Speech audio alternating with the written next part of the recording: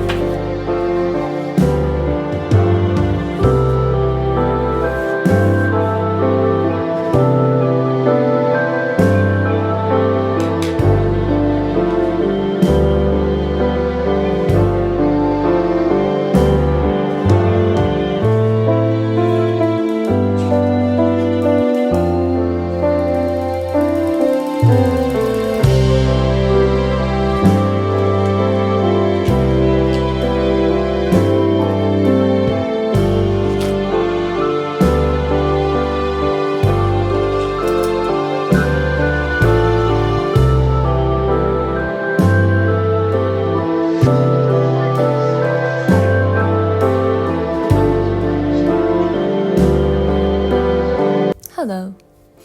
Hope you are doing well. I just finished through watching the first season of The Vampire Diaries and I thought we could have a little chat. I also finished the book that I picked up yesterday, The Beautiful Cassandra. It's like a collection of short stories from Jane Austen. The Beautiful Cassandra is one of the short stories in this book. I'm actually not a big fan of short stories. I do enjoy casually reading them once in a while, but I'm really not a big fan. I also know that saying this could be a little bit controversial, but I do not like Jane Austen's writing that much. I mean, she has a very vast mind, very creative mind. The stories she tells, her books. I do love Pride and Prejudice. Okay, let me also add this, that these things that I'm saying are not based on this book. This was obviously her writing as a very young author, which was not actually meant to be published. The things I'm saying are not based on this book. I've read some of her books. I've read Pride and Prejudice, obviously, which I really love the story. Still not the writing. I read Persuasion. I read Emma, which I actually dropped because I just could not continue that shit. But I do not like the way she writes. It is just not to my personal liking, I want to say. It's really not the style that I like. I just want to say that she's not my favorite romantic author. But I do like her stories, the stories that she tells. And this one was fine, quick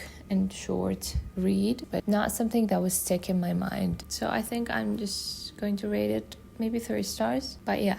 I spent the last week, the first week of November, being sick. I hate being sick, and especially in these times that I love the most. I mean, October is my prime month, my favorite month, but the transition from October to November is also one of the time periods that I really like, because the gloom and the weather in these times is just perfect. But I spent a week of it sick, and I'm just glad to be back on my feet and being back to normal. And excuse my puffy eyes, I had a terrible headache last night and I could barely sleep, and I still woke up with the same headache, and I've had some painkillers, but it's not going away, and it's caused these puffy eyes. So one of the side effects of this week of being sick, I'm so mad at this sickness. I really don't understand it, but I cannot have coffee.